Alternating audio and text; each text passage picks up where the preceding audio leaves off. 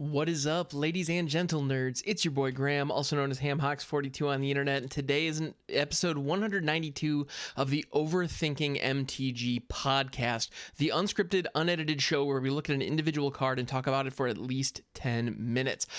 So first things first, I want to say a huge thank you to everybody who has subscribed to this podcast or is tuning in on YouTube. It has been 6 months since I've posted the last episode, and I just want to say a huge thank you to everybody who's tuning in. To be honest, I had just burnt out on the show, and the time has come where I'm going to try to bring it back again. I know it's not the first time I've done this. In any event, thank you so much. So today I want to talk about a specific card that has been released in Alchemy. Now, Alchemy is a new format that is digital only. This is specifically for Magic the Gathering Arena, and the specific card that I want to talk about is Key to the Archive. Now, Key to the Archive is a very specific card that is capable of doing a number of things, and the reason that I want to talk about it specifically is because it would be impossible to play this card in paper, and I want to kind of take this opportunity to discuss Alchemy as a whole, as well as look at the individual card. Now, Key to the Archive is a 4-mana artifact that says Key to the Archive enters the battlefield tapped. When Key to the Archive enters the battlefield, draft a card from Key to the Archive's spellbook, then discard a card. And you can tap to add 2 mana in any combination of colors. Now, this might look familiar to some degree, with the exception of the whole spellbook thing. This looks very, very similar to Firemind's Vessel, which was an artifact from one of the recent Ravnica blocks that cost 4 that tapped for 2 mana in any combination of different colors. Now, they had to be specifically different colors, whereas Key to the Archive can give you 2 of the same color, but at the end of the day, they're very similar. They're 4 mana rocks that enter the battlefield tapped and produce mana of different colors. Cool. Like, it's a very effective, very useful thing. Now, what's all this spellbook nonsense that we see in here? So when you draft a card from a spellbook, what happens is there are cards that have specific spellbooks to them. Now, Key to the Archive, it has a spellbook comprised of 15 cards that were in the Strixhaven Mystical Archive. So flavorfully, this is you entering the Mystical Archive within the Biblioplex at Strixhaven, and you get to choose a spell from amongst the spells within the Mystical Archive to add to your hand. You do have to discard a card, so you do not get card advantage for this. So it is parity. That's very noteworthy, but you do get some card selection. And notably, you can discard the card that you draft from the spellbook. So if you get 3 cards, none of which apply to the current situation, you can just pick one and chuck it in your bin. That's okay. But the other thing about Key to the Archive spellbook is it contains some real powerhouse cards. It includes Approach of the Second Sun, Putrefy, which is one of the lesser ones. It also has Time Warp in there. I almost said Time Walk. Whoa, that would be a whole other situation. But no, Time Warp is in there. I believe Swords to Plowshares, a whole number of other very powerful counterspell. For example, Electrolyze, Lightning Helix. They're all cards that are available through Key to the Archive. Now, the game in digital will randomly select 3 of the 15 cards, and you get to pick one of those 3. That's how the drafting works. So you are drafting, your selection is limited, which is very, very meaningful. But at the end of the day, you're still getting incredibly powerful cards, and you do have some selection over what those are. You know, if it's turn 4 when you drop this, the other thing to note with Key to the Archives cards specifically, you do not get the ability. You can spend mana as though it were mana of any color to cast this spell. So if your opponent blows up the Key to the Archive, if, say, for example, you're playing, well, like I do, and I'm playing this in like a Golgari deck or a Sultai deck, and I want to grab D-Spark. Well, D-Spark costs one white, 1 black. If I don't have Key to the Archive available and no other white mana sources like treasure tokens or something like that, then all of a sudden I can no longer cast the spell that's in my hand. I'm sure you're wondering, well, once you have Key to the Archive on the battlefield, you do have access to those mana colors. And yes, you do in most situations, unless your opponent blows it up. With something like a Croson Grip that they got from their own Key to the Archives, or a Containment Breach, which they learned from, or learned for by sacrificing an Eye Twitch or something of that nature. So it's not hard to deal with this card. But it is also really noteworthy that for 4 mana, it ramps you by 2. So you can go from 4 mana to 6 mana. I mean, you can actually jump, if you hit all your land drops, from 4 mana to 7. I mean, this is a turn 5 Toxrill if you play it right. So that effect of the card, it's really easy to look at this and go, wait a minute, in standard or a standard equivalent format like Alchemy, I can play Approach of the Second Sun? And the answer to that is yeah, there is actually a chance that you'll pull Approach of the Second Sun off Key to the Archives. And notably, this isn't a copy of a spell. This, for all intents and purposes, is considered a spell card. So it actually generates a card and puts it in your hand. The reason that I specify that and stress that specifically for Approach of the Second Sun is when you cast Approach of the Second Sun, you shuffle it into your library, I believe 7th from the top, appropriately.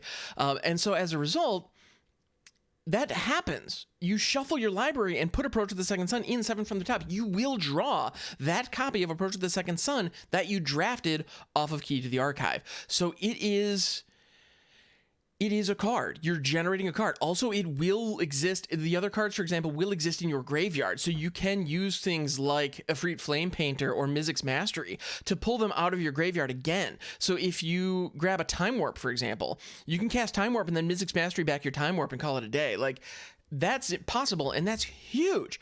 I've also won games of standard Alchemy by hitting Time Warp off this thing. It's possible. It's very powerful. So Key to the Archive is an incredibly powerful digital-only card that only exists in Alchemy. Now, one question that gets bandied around a lot is, how do we feel about Alchemy as a community? There are a lot of negative criticisms that are fair about Alchemy, because now all of a sudden Wizards has a digital-only version of Standard where they can modify and tweak cards that are problematic without banning them. By not banning them, they do not have to, or they can justify to some degree, not refunding wild cards, even when they nerf a card to the point where it's unplayable. Other card games like Eternal and I believe Hearthstone have a program where when you nerf a card, or when they nerf a card, you have a week or a month or something like that where you can actually trade that card in for Dust or Shiftstone in the case of Eternal, where you can basically choose to liquidate those cards and turn them into something else. The equivalent would be if Wizards allowed us to remove those cards from our collection and give us wild cards in their place. That would be the equivalent. Now, in reality, I'd rather just get the wild cards and hang on to the nerfed cards, because who knows? They might be playable in another archetype or another shell. And I'm personally of the opinion, I'm in the boat where, as a content creator, I can justify spending a lot of money and fleshing out a very large collection. And that's what I do, because I try to brew jank decks live on stream. I need to have access to these cards if I'm going to do that successfully. Also, twitch.tv/hamhocks42. You can join in the fun and suggest all kinds of fun, random cards that we can add to these decks. Anyway, plug over.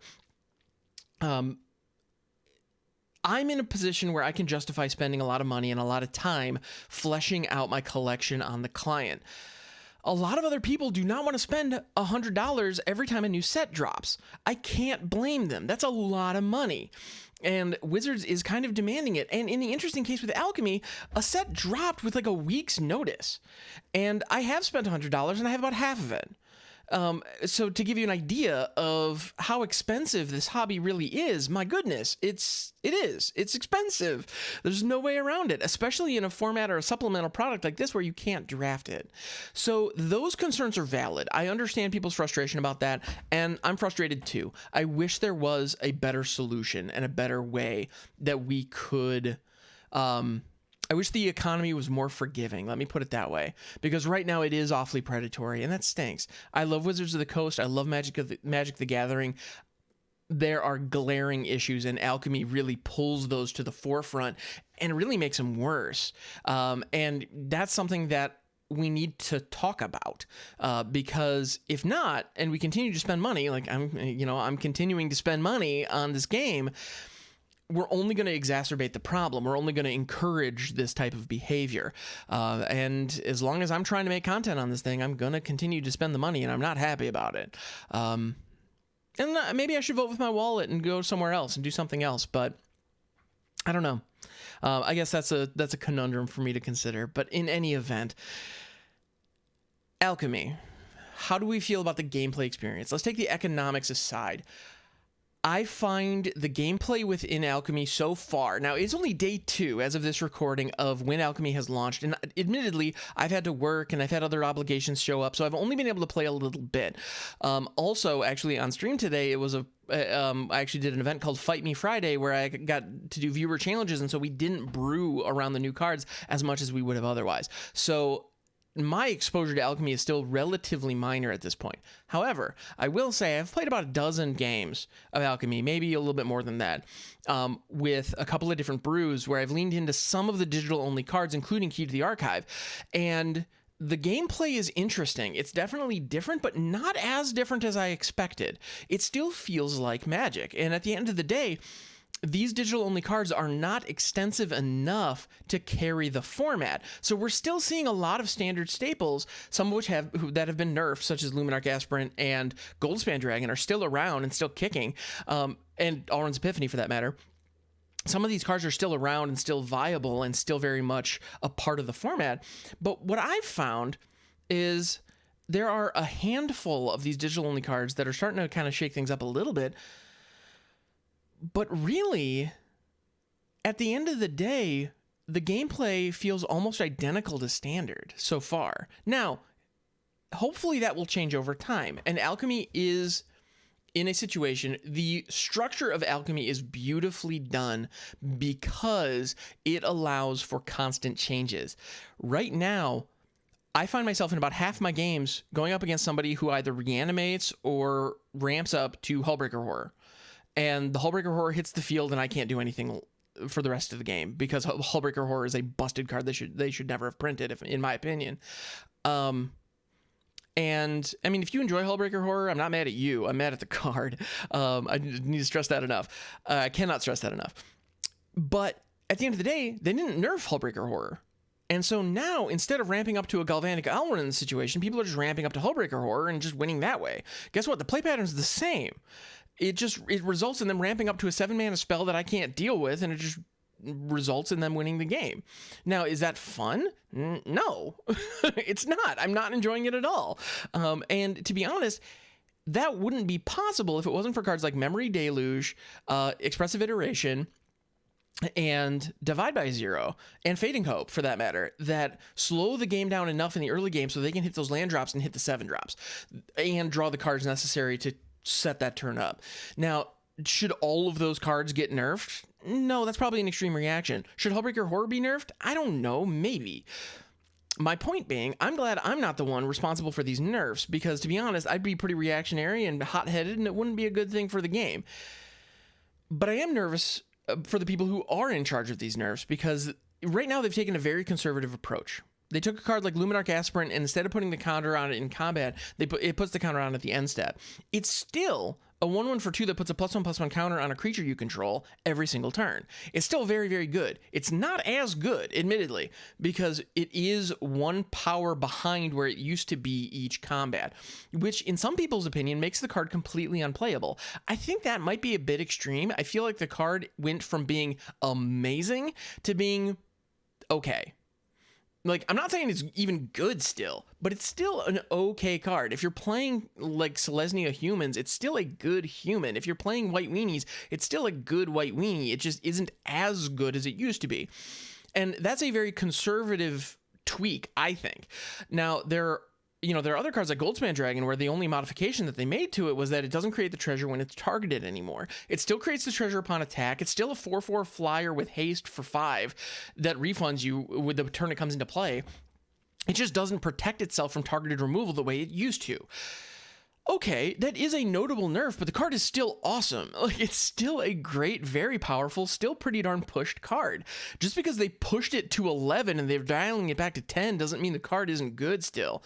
So we've seen a conservative hand with the tweaks so far. And to be honest, there's a part of me that hopes that continues, but there's also a part of me that hopes some of the other cards get really ratcheted down or up in one way or another. Like, I want to see this thing get shaken up, because Standard gets boring. It does. It gets repetitive, and it just does by virtue of being Standard. Like, things rotate out, the card pool is small, and as a result, people gravitate to the top 2 or 3 best decks. Also, notably, the other comment that I made earlier about the arena economy, If the arena economy was more generous with the players, deck diversity would be higher. That is really important to note. If people could afford the cards reasonably, or free-to-play players could reasonably acquire these cards, they would be able to brew different decks and play different styles of deck. So that's really important to keep in mind. And that could solve multiple problems at once. Exactly the way to go about doing that? I don't know. I'm glad I'm not the one making the call. But we have multiple problems, and Alchemy really shines a magnifying glass on those problems. And that's something that I find fascinating about this format. It had an opportunity to be the golden child that saves the day, and Wizards executives would be carried out on our shoulders for executing what could be the greatest thing that Arena has ever seen. Instead, I have seen members of my community saying they're quitting the game because it is now broken beyond belief and they don't want to play anymore. And that hurts. I hate to see that. But I also can't blame them. So it's a tricky situation. Alchemy is a weird game mode. And I just wanted to take this opportunity to kind of get on record with my thoughts. And if this was a little disjointed, I'm sorry, but this is an unscripted, unedited show. And I guess that is what it is, because right now my thoughts are very disjointed and disorganized when it comes to Alchemy. I struggle with whether or not this is good for the game. I genuinely don't know. Time will tell. I believe the bottom line is, if Wizards does a good job of curating the format and creating a positive environment where people can have fun, enjoyable, diverse gameplay, Alchemy will be great for Magic Online. If they can't do that, or if they fail to do that, then I think it is going to go down as a drastic failure that exemplified a lot of the issues that they have systemically programmed into the Arena economy and the way that Arena is built. So I guess time will tell, but it's going to be one or the other. It's going to be either the best or worst thing that's happened to Arena to date. And let's see what happens. So thank you so much for tuning in. Like I mentioned in the middle there, I do stream on Twitch, twitch.tv/hamhocks42. Also, if you enjoyed this video, please don't, if you're watching on YouTube and you enjoyed the video, please don't hesitate to like, comment, and subscribe. It really makes a huge difference. If you are listening on the podcast, thank you so much for tuning in. I appreciate you. And please come check out the YouTube and the Twitch channel. They all help support just me doing what I'm doing. And the biggest thing you can do is just tune in and be a part of this community. Thank you. I'll catch you next time.